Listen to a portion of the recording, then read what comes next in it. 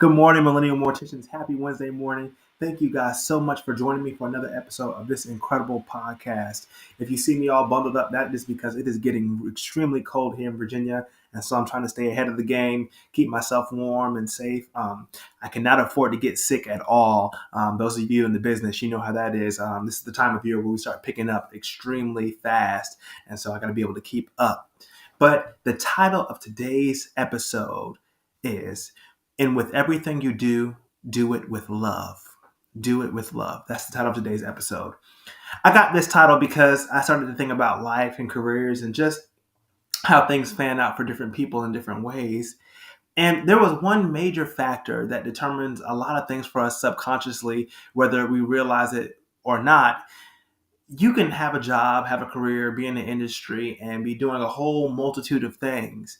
But if you aren't doing those things with true love in your heart and true intentions, those kind of things show, and they show really fast. A lot of times, love in your heart, after a while, if you've been in a career for a lot of time, you start off in the career fast and really indulged in it. Your heart is really in it. You're loving it. You're there as much as you can be.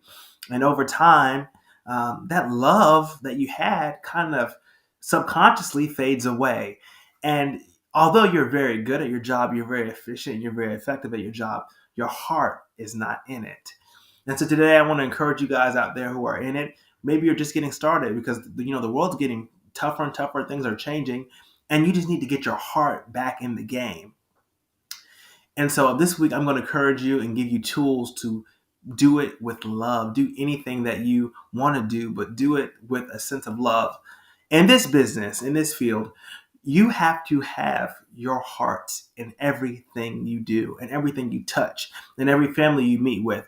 There's not a day that goes by, I can honestly say this, that I don't go in with my mind and heart in the right alignment and have love in my heart and compassion in my heart for people.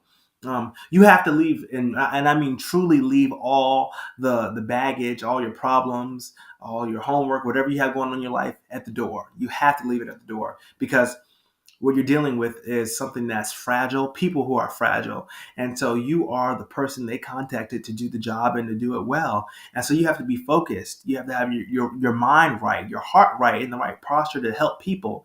And I find that a lot of times we do things and we just get so used to doing things that our heart kind of slips out of it. And so I want to encourage you guys to give tools to you guys that are going to help you better allow your heart to be more open and more pure, to have intentions that really truly help people. And the first thing is be a giver. Give with all you got. If you got something, give it. Those families are depending on it. If it's, hey, they want this thing to happen at the funeral, you get it done. If, hey, we want to change the menu up, hey, just anything. It could be something big, something small. Anyone that truly has their heart and in their minds invested in something, they're going to show it. And it's the little things that count. The phone calls, the emails, the gifts, the flowers, just anything that you can do to set yourself apart, but to show them that your heart is in it and that you're doing this with love and that your intentions are pure. And yes, we are in the industry, we are in the business. Yes, we are in this to make money. Let's not get mistaken at all by that. But we're in it because we love it.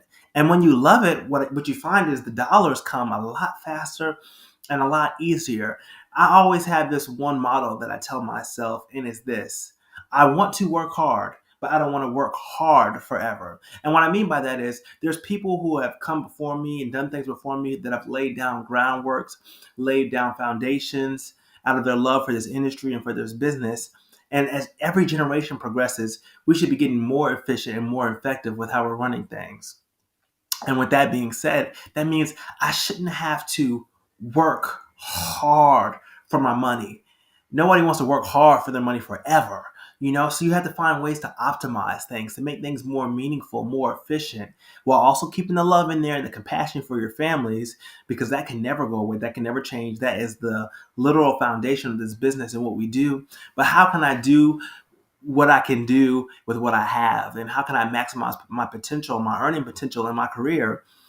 And a lot of times people can't put their finger on why their recipe isn't working anymore. And the truth of the matter is because you truly just don't love it. like you used to. And it's like in any relationship, like if you were dating somebody, if you were talking to somebody you had just met and you're wondering, we started off so great. They say the first 6 months of the relationship are the best 6 months. Everything's perfect. Everything's great. And then, after about the other 6 months, it's like something just doesn't feel right. And so I want to encourage you guys out there, or even people who have been in this industry a long time, please, you have to love this thing. You really do. You invested your whole life into it, your time, your energy. You graduated from an accredited mortuary college. You got your state and national board license, and you're just trying to maneuver yourself, put yourself in a better position to really show people, hey, I love this. And it's not even really about showing the people, it's about showing yourself. Because if you don't really love it, it'll show. And families will catch on to that. They'll be like, he was great, but it was just something about him. I couldn't put my finger on it. And that finger on it is the fact that you're just showing up to work just to get paid and not because your heart is in the people. I invest so much in just trying to listen to the people, talk to the people, get around the people. And the people is what makes the job so great. I'm just getting there, hearing the feedbacks, hearing the reactions, hearing and learning from them. You learn from meeting with families. You learn from meeting with people. I don't care what anybody says. We were designed, we were created to be around others. And even though we were created, in our case, to be around people in a difficult time, that doesn't mean that we're not effective in what we do. And so you have to sharpen your skills, sharpen your heart, change your heart posture. There's a lot of people who are just in this world today, and it's so sad to say, guys, but it's so true. They're just upset. They're tired, they're upset, they're frustrated, they're angry. And we have to be able to handle people in those different states. And we have to be able to handle ourselves in our own states, because there's days when we come in and our heart isn't all the way right, or we have something other issues pressing on outside the funeral home, and we just need to be reeled in. We just need to be realigned, refocused on why we're doing this and why our heart is in this. And not just in this business, but honestly, in every job you have, guys, you're supposed to be doing it with love and care and grace. And you need to have grace with people, because people will disappoint you. Sometimes they'll get upset with you. They'll bite you. Believe it or not, they'll get angry with you. And if you have love in your heart, you'll look past all of that and understand the real reason why you signed up for this. And lastly, before I let you guys go, don't let your tiredness take away your tangibility.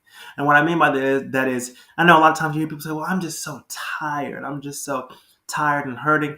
And when you get tired and the love's not in your heart, you lose touch of what's going on in the business and what's going on in our industry. And you begin to fall back, and you don't know why you're falling back, or why you're behind, or why parts of the business or parts of the things you're doing feel like they're escaping you or collapsing or disappearing. And it's because your heart posture is not what it once was. And if it's not what it once was, then find somebody out there. And there's plenty of people out here who are interested, who are fired up, who have a love just for what we do, that will be able to fit the position and fit the dynamics of your business and really help take you to another level. And another thing about the heart, I've learned over time, is fragile. So you have to be careful how you handle people. Be careful how you handle your families, how you talk to people, guys. It's so important.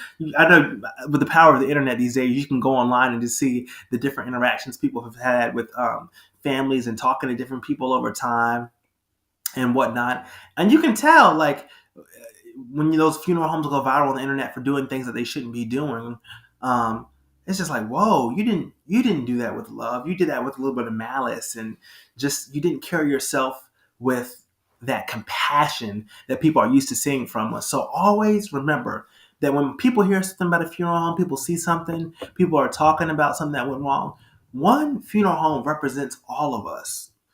So what we do as a unit matters, because people have entrusted not just your funeral home, but your industry. Once you open up your doors and you become an official funeral home, and you have licenses on the wall, and you're tied in with your community, you become a part of a giant organization of people who have compassion and love in their hearts. And although there's some people out there that don't have the best intentions, it's our job, it's our responsibility out of the love for this to be able to weed those people out and keep this industry sacred. Because what's in our hearts, what's in our minds, what's in our hands, the things that we touch and we're able to do, it's a gift.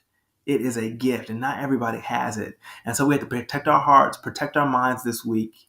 know that we're doing this job because we love this job, not because we're tired, not because of the money, although that's great and dandy. We're doing this because this is a calling on our lives to do some incredible things, and we have to do it the right way, and we're not willing at all by any means to cut corners doing it.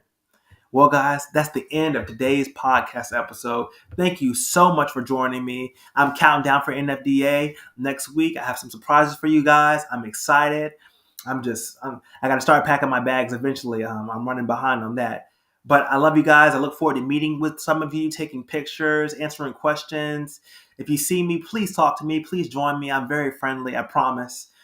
And remember, this is the podcast that engraves. Go on your funeral homes this week. Spread love. Do your job with love.